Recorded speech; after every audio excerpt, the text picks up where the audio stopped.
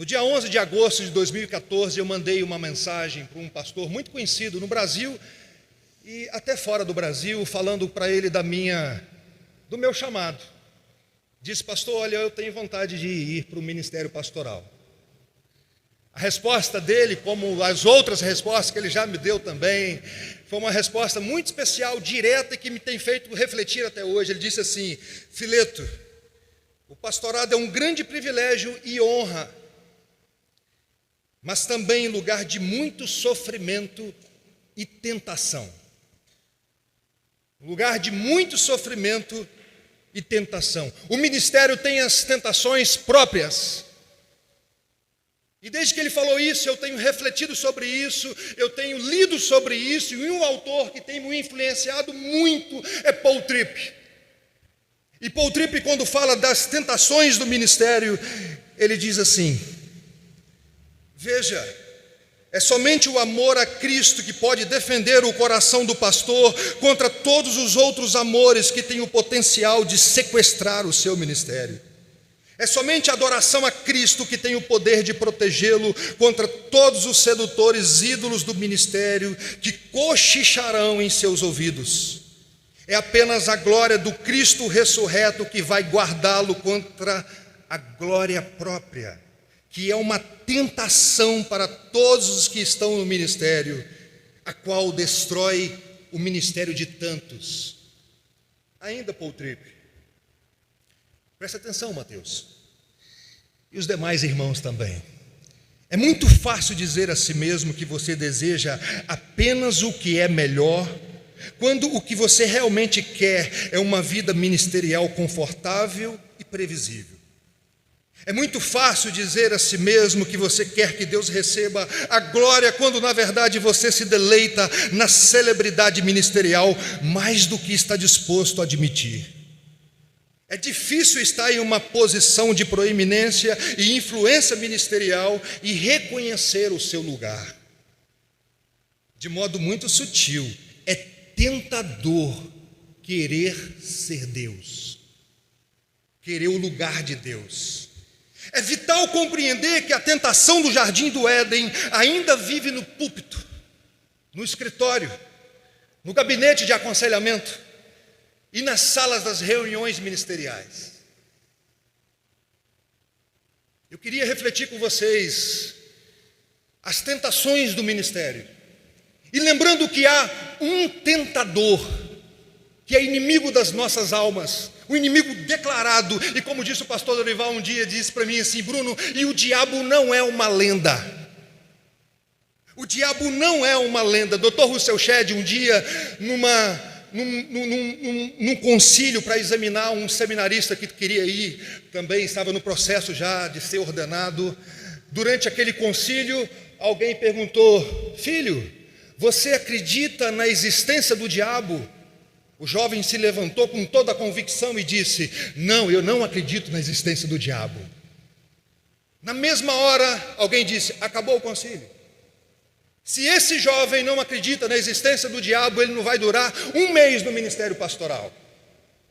Mas existem dois extremos que nós não podemos cair em relação ao diabo. O primeiro é supervalorizar o diabo, é achar que o diabo é soberano, que sabe de todas as coisas, que está em todos os lugares. Esse é um extremo que a Bíblia não ensina. O outro extremo também é achar que o diabo é um gato morto, que não tem nenhum poder, que não pode fazer nada. Ele não é todo poderoso, mas ele tem sim algum poder. E veja, irmãos, eu tenho pedido a Deus durante a minha caminhada que eu não quero ver o diabo em tudo, mas onde ele está agindo, eu peço a Deus: Deus, me mostra. E confesso para vocês que algumas vezes eu já senti o bafo da serpente muito próximo, e já ouvi a sua voz sedutora algumas vezes, e algumas vezes através de uma voz feminina, a voz sedutora da serpente. Ele é sagaz, ele é astuto. John Obick, falando da sagacidade do diabo, ele conta uma ilustração que eu fiquei encantado com ela. Ele disse de um homem nos Estados Unidos que tinha uma plantação de melancia, e aí as pessoas roubavam as melancias, e ele teve a ideia de colocar uma placa: cuidado, tem uma melancia envenenada. Ninguém roubou a melancia na semana seguinte.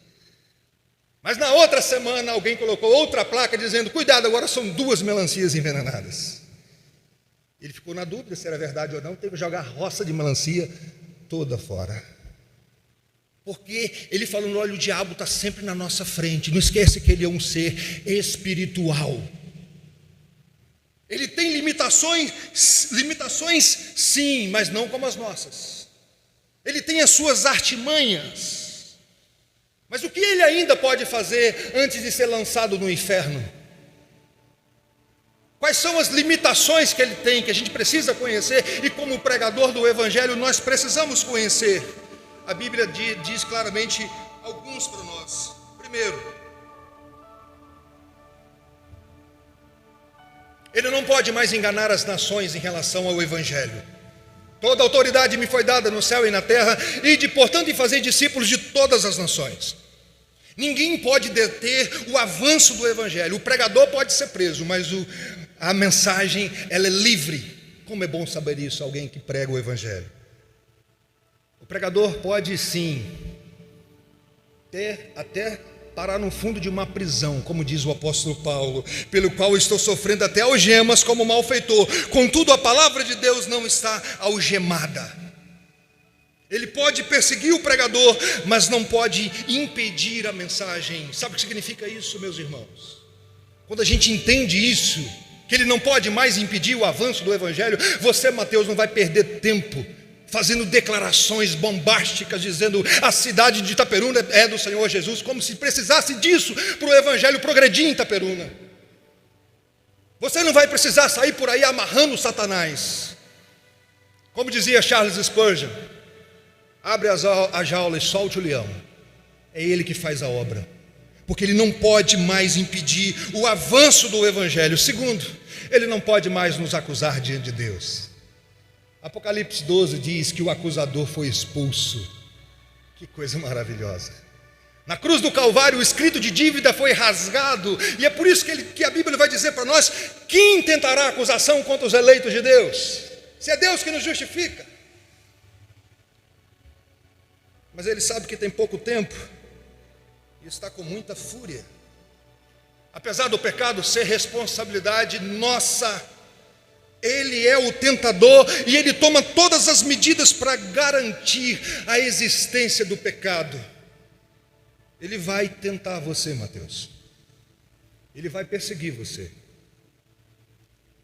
Francisco Leonardo, reverendo Francisco Leonardo, dizia o seguinte: o diabo anda em derredor querendo nos devorar, mas na casa do pregador ele costuma fazer acampamento. Dito isso, eu quero olhar com vocês nessa noite o confronto de Jesus com o diabo e aprender com Cristo o caminho para vencer as tentações. Aprender com Jesus Cristo como vencer esses ataques diabólicos diários que nós recebemos. O texto começa dizendo o seguinte: a seguir foi Jesus levado pelo Espírito ao deserto para ser tentado pelo diabo. A seguir o quê? A seguir significa que alguma coisa aconteceu antes. E o que é que aconteceu antes? A seguir o batismo de Jesus por João Batista. O Espírito descendo em forma de pomba e uma voz do céu dizendo: este é meu filho amado em quem tenho todo o meu prazer. A seguir esse momento tão especial, Jesus é levado para o deserto para ser tentado pelo diabo. Mas quem leva Jesus é o Espírito. Lucas 4:1 diz que Jesus, cheio do Espírito Santo, voltou do Jordão e foi guiado pelo mesmo Espírito no deserto. Marcos vai dizer que ele foi impelido pelo Espírito. Os irmãos estão entendendo isso? O mesmo Espírito que separa Paulo e Barnabé para a obra missionária é esse Espírito que nos conduz às vezes para os desertos da vida. O mesmo Espírito que nos chama, que testifica com o nosso Espírito que nós somos filhos.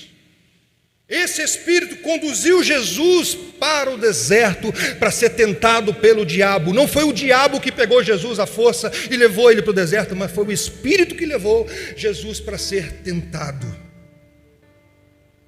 Por que isso?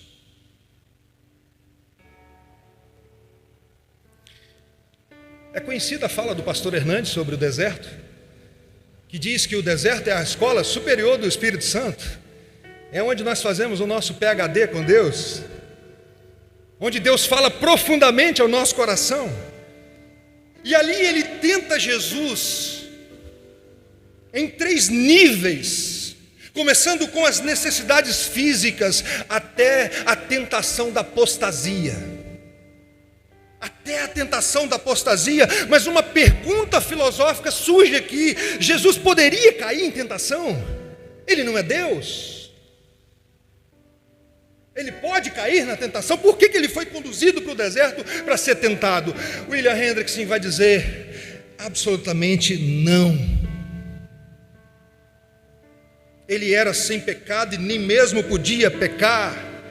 Quando Jesus era uma criança, foi levado ao templo, um homem chamado Simeão recebeu uma revelação espiritual, uma revelação do Espírito, dizendo que ele não iria morrer antes de ver o Cristo, o Salvador.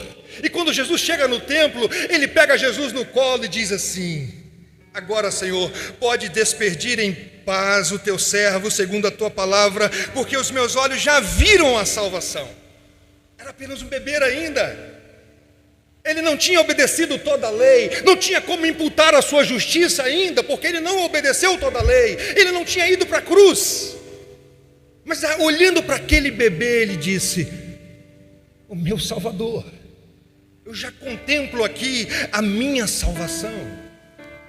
Mas então a tentação de Jesus é um teatro? Aquilo ali era só uma brincadeira? Claro que não. Nós não podemos esquecer que ele era Deus de homem. Homem como eu e você, que tinha fome, cansaço, sede, sono. A tentação de Jesus foi tão real quanto a sua obediência. A obediência de Cristo não era um teatro, era obediência verdadeira. E é bem verdade, irmãos, quando nós tratamos da pessoa de Jesus Cristo, nós precisamos tirar as sandálias dos pés, porque ele é 100% homem, 100% Deus, e tem algumas coisas em Jesus Cristo que nós não conseguimos compreender, ultrapassa a nossa capacidade. Como diz o Dr. Heber Campos, predestinação é fichinha diante das duas naturezas de Cristo.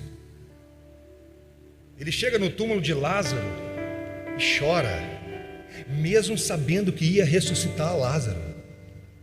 E aquele choro não era um choro falso, é o choro mais verdadeiro que essa terra já viu, mais puro do que um choro de um bebê recém-nascido. Ele é Deus, ele é homem. Existe um paralelo aqui nessa passagem, irmãos, entre Jesus e o povo de Israel no deserto. Mas existe um outro paralelo também, que é Jesus aqui como o segundo Adão. O primeiro Adão que nos representava lá no Éden, Deus agora envia o segundo Adão para ser tentado, não no jardim, mas no deserto. Não por uma serpente, mas agora pelo próprio Satanás. E o texto diz: depois de jejuar 40 dias e 40 noites, teve fome. Então o tentador, aproximando-lhe, disse: se és filho de Deus, manda que essas pedras se transformem em pães. Eu me lembro do saudoso presbítero Arlindo, também caminhou com você durante um bom tempo, não, Mateus? O presbítero Arlindo dizia para mim assim: Bruno, o diabo não é sábio, o diabo é velho e é observador.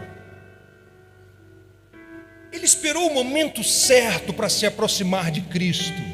Depois de variadas tentações, ele vai agora com as 3 cartadas finais. No momento certo, e numa outra versão diz assim: visto que és filho de Deus, diz essas pedras que se convertam em pão. Quando Israel estava ali no deserto e faltou mantimento, eles começaram a murmurar. E o que Deus falou para eles? Em Deuteronômio capítulo 8, eu deixei vocês terem fome e te alimentei com maná, para você aprender que não só de pão vive o homem, mas de toda palavra que procede da boca de Deus. Peço a sua atenção. Jesus tinha acabado de escutar: você é meu filho amado, em quem tem tudo o meu prazer. O filho amado pode passar necessidade, Mateus? O filho amado pode passar privação de pão, do básico. Quando ele tem poder para mudar a natureza das coisas, ele um dia vai transformar mais tarde aqui desse episódio, a água em vinho. Ele não tem poder para transformar pedras em pães. Passar fome não significa que Deus o abandonou, esqueceu do seu filho, falou que o amava. E é curioso que em nenhum momento Satanás questiona a existência de Deus. Ele tem plena convicção. O que ele questiona? O cuidado. O filho amado passando necessidade.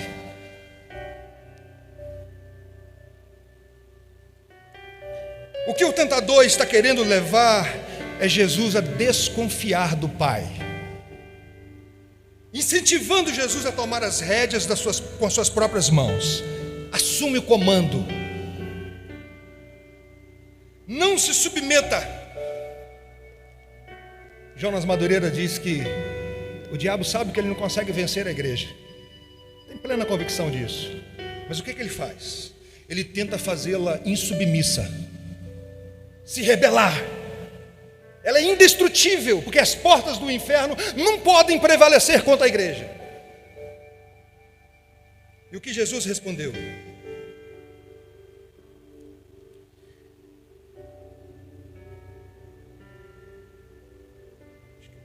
Errei aqui na projeção, mas não tem problema.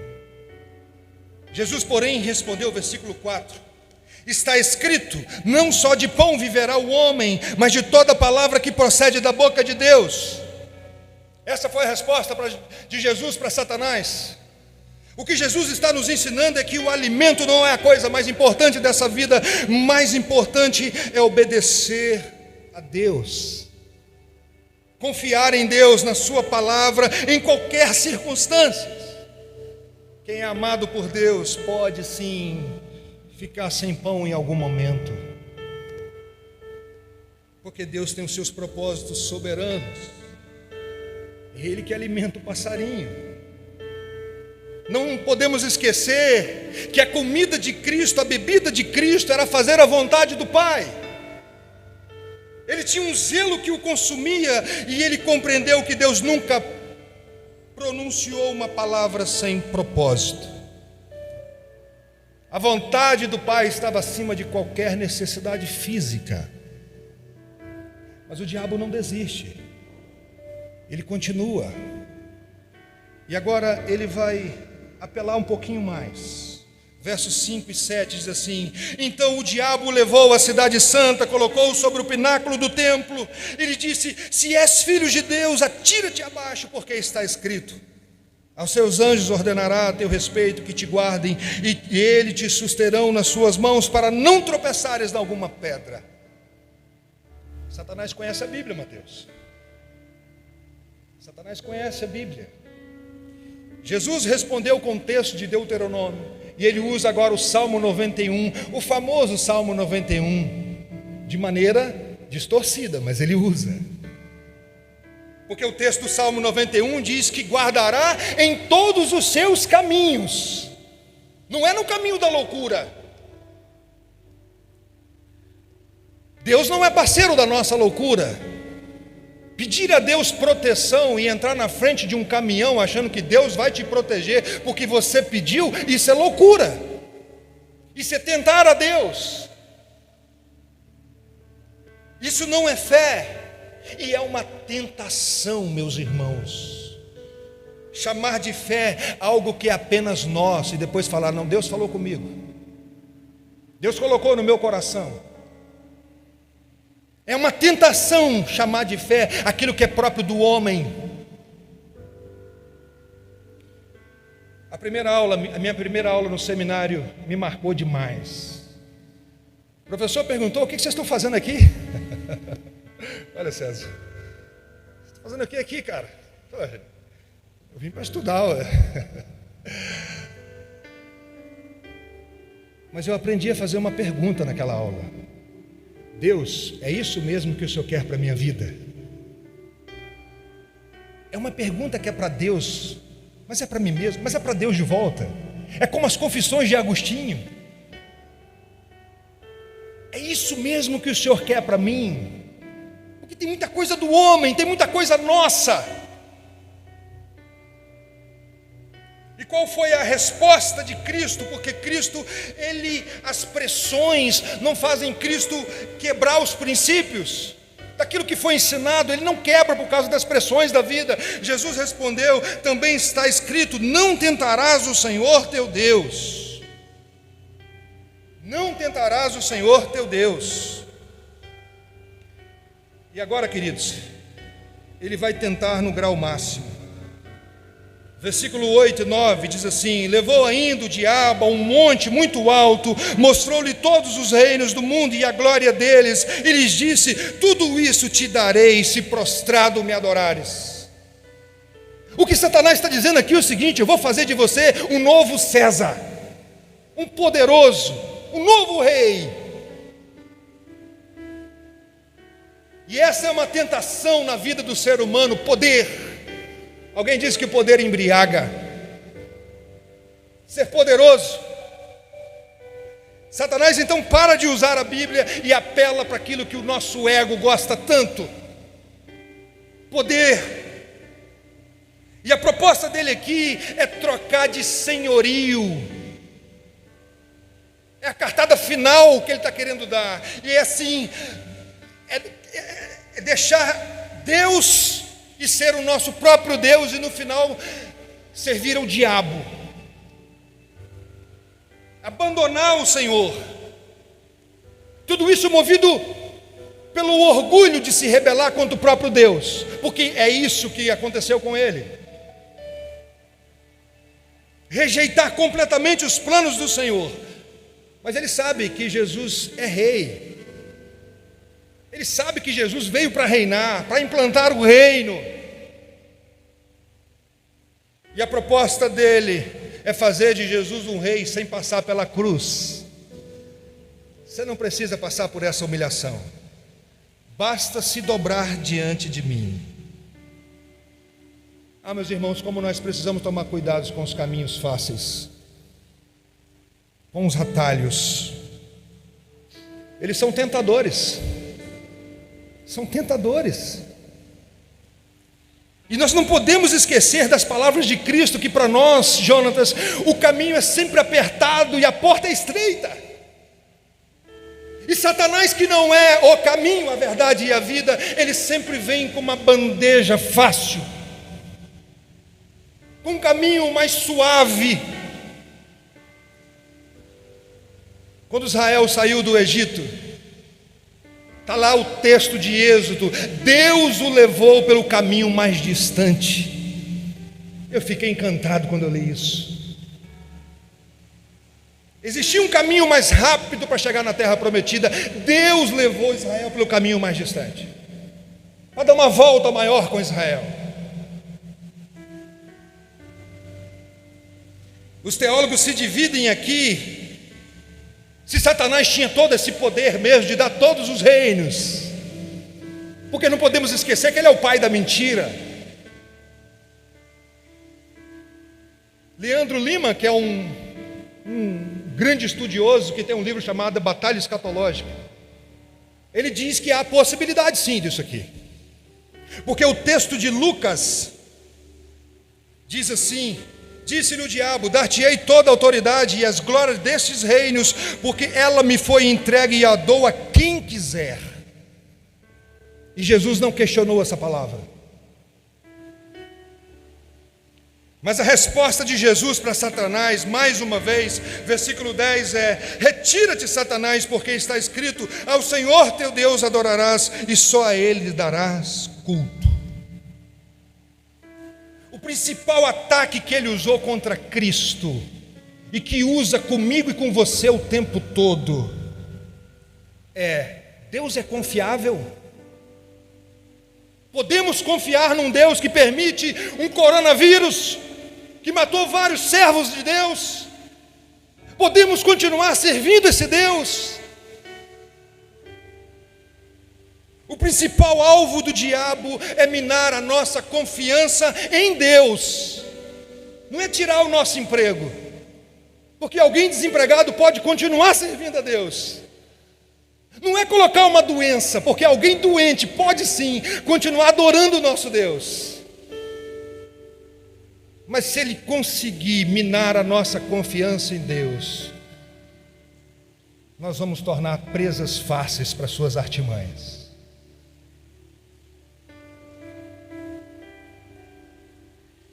É no nosso relacionamento com Deus que Ele está interessado. É quando Deus deixa de ser o nosso prazer maior. Tiago diz: sujeitai-vos, portanto, a Deus e resistir ao diabo, e ele fugirá de vós. Foi isso que aconteceu aqui. Diz o texto bíblico: com isso deixou o diabo, e eis que vieram os anjos e o serviram. Mas presta atenção em algo. Apesar de ter perdido em todas as instâncias, ele não desiste. Olha o que diz esse versículo, o texto de Lucas 4,13. Passadas que foram as tentações de toda sorte, apartou-se dele o diabo, até o quê? Podem ler comigo.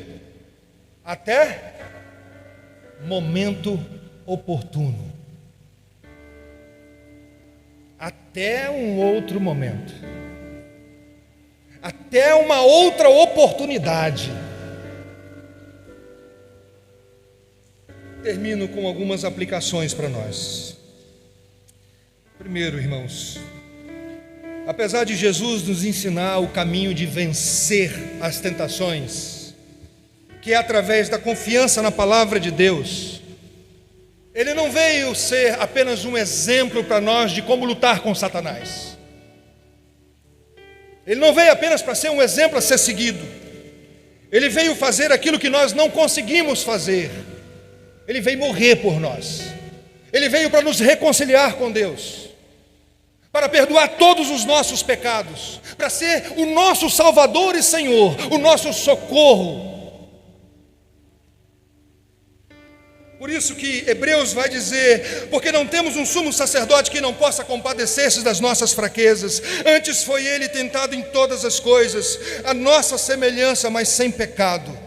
Acheguemo-nos, portanto, confiantemente junto ao trono da graça, a fim de recebermos misericórdia e acharmos graça para socorro em ocasião oportuna. Ele é o nosso socorro. Segundo, irmãos, Satanás não se afasta de nós porque somos filhos de Deus. Pode deixar a Bíblia aberta no Salmo 91. Pode fazer essas coisas. Ou porque estamos cheios do Espírito Santo. Ele não se afasta de nós. Pedro vai dizer que nós devemos ser sóbrios e vigilantes, porque o diabo, nosso adversário, anda em derredor como um leão que ruge, procurando alguém para devorar. Lutero dizia o seguinte: quando a tentação bater a porta, peça ao outro para atender. Peça para Jesus atender Satanás, que Jesus vai dizer para ele assim: Mateus, aqui, quem está aqui sou eu. E ele tem que bater de retirada. Terceira e última aplicação. O que você pensa, Mateus? O que você acha? O que as pessoas falam? Pouco vão importar. Em última instância, pouco importa. Existem muitas vozes. A única voz que importa é a voz de Deus. Responda às tentações com a Escritura. Está escrito. Está escrito. Está escrito. Procura, Mateus, apresentar-te a Deus aprovado como obreiro que não tem de que se envergonhar, que maneja bem a palavra da verdade. Que maneja bem a palavra da verdade. Satanás conhece a palavra de Deus. É por isso que você precisa apresentar-te a Deus aprovado, como obreiro que não tem que se envergonhar, mas que maneja bem a palavra da verdade. Ele sabe distorcer. Ele sabe distorcer. Essa palavra é para o Mateus, é para todos nós, mas principalmente para mim. Eu costumo falar lá na quinta igreja, o presbítero José está aqui. O ouvido mais próximo da minha boca não é do César nessa noite. É o meu. E eu me submeto a essa palavra. Eu não estou acima dela. E nós vamos orar agora pedindo graça. Se você pudesse colocar de pé para a gente orar junto.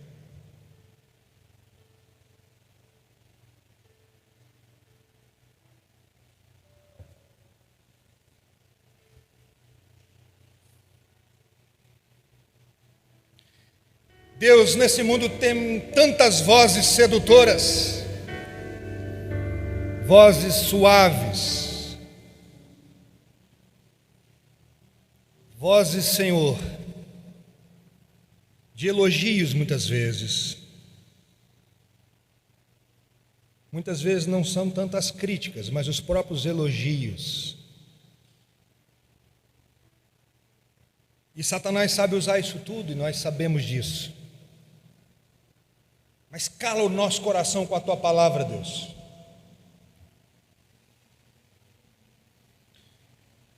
Nós não queremos mais uma vez ver o diabo em tudo, mas onde ele estiver agindo, mostra para nós, Senhor.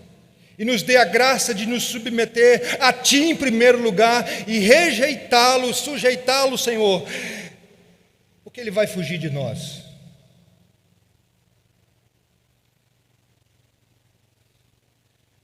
Queremos agradecer pela trajetória do Mateus, pelo sustento do Senhor, pelos livramentos do Senhor, e pedir que o Senhor continue abençoando a vida do Teu servo.